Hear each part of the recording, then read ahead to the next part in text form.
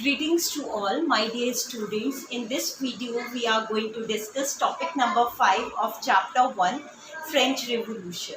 Topic 5 is the abolition of slavery. In this topic, we are going to discuss about the abolition of slavery. Means slavery जो है France में किस तरह से ख़त्म हो, ठीक है. Abolish करना means to end the slavery. Slavery means गुलामी.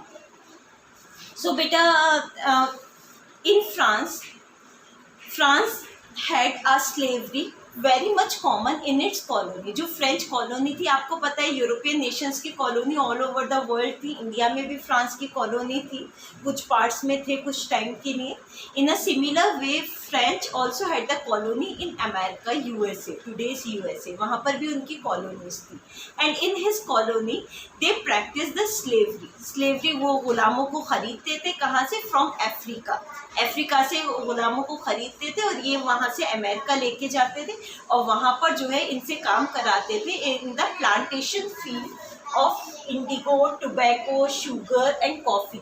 इनके जो प्लांटेशन फील्ड थे वहाँ पर काम करवाया करते थे. Because they got these slaves at a cheap rate. अगर यूरोप से, फ्रांस से, अपने देश से लेकर जाएंगे वहाँ पर काम कराने के लिए तो उनको ज़्यादा पैसा देना पड़ता था.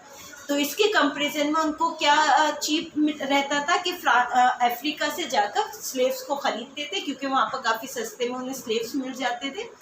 And they take them to USA. वहाँ पर ले जाकर उनसे प्लांटेशन फील्ड में काम कराते थे. Because these commodities were in very much demand all over the world.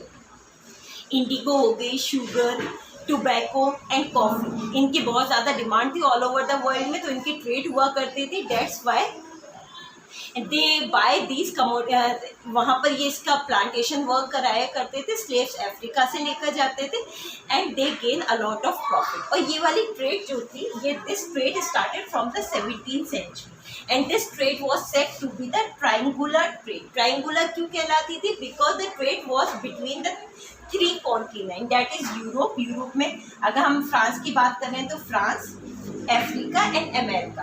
Europe यहाँ फ्रांस से आए, अफ्रीका गए, अफ्रीका से स्लेव्स लिए, स्लेव्स को लेकर ये गए अमेरिका और अमेरिका से इन्होंने यहाँ पे इनसे काम कराया. And they took up the commodities, these commodities indigo, tobacco, sugar, coffee and took to the Europe and other part for selling and gain a lot of profit. Okay, तो ये जो था बहुत ज़्यादा कॉमन प्रैक्टिस थी वहाँ पर. और फ्रांस में जहाँ पर जो पोर्ट्स थे, पोर्ट्स जहाँ पर जो बंदरगाह हैं, वहाँ से जहाँ से ये लोग, इनकी शिप्स जो है आया करते थे Africa. The famous ports were 2. One was the Nantes, another is the Bordeaux. बेटा ये दोनों नाम इम्पॉर्टेंट है, याद रखिएगा. ये आपका एग्जाम में मैप आता है, उसमें भी पूछा जाता है कि स्लेव ट्रेड के जो पोर्ट्स है, tell the name of the ports where the slave trades was done. तो the names are the 90s and Bordeaux. On the map where the chapter start, जहाँ से आपका चैप्टर स्टार्ट हुआ है वह फ्रांस का मैप है.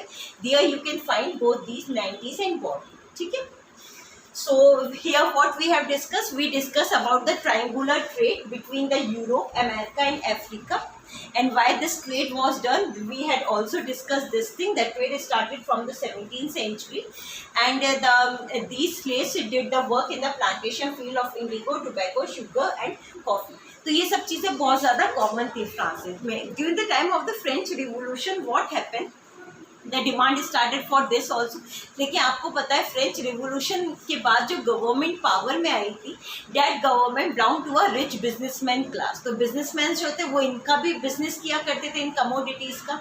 तो because by abolishing the law related to this slavery, अगर स्लेवरी ख़त्म करते तो उनको खुद को नुकसान होता. That's why they defended this law of the slavery. उन्होंने फ्रीडम ऑफ ऑल तो कह दिया था, लेकिन फ्रीडम उनको नहीं दी थी जो फ्रेंच कॉलोनी में जो स्लेव्स काम कर रहे थे फ्रेंच कॉलोनी के अंदर, उनकी फ्रीडम की बात नहीं की थी.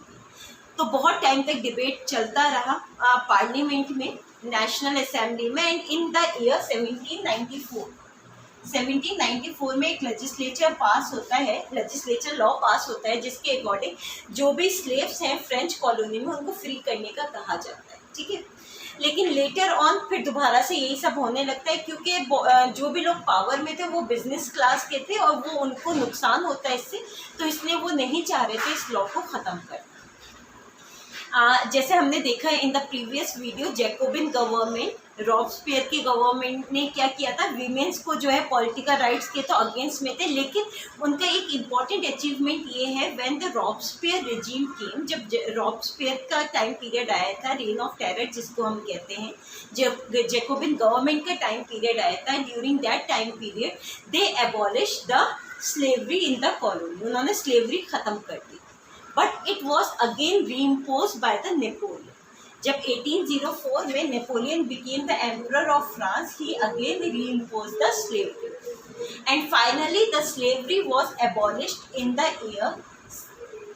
ईयर 1948। तो बेटा याद रखिए 1946 में political right to vote women को मिलता है फ्रांस में।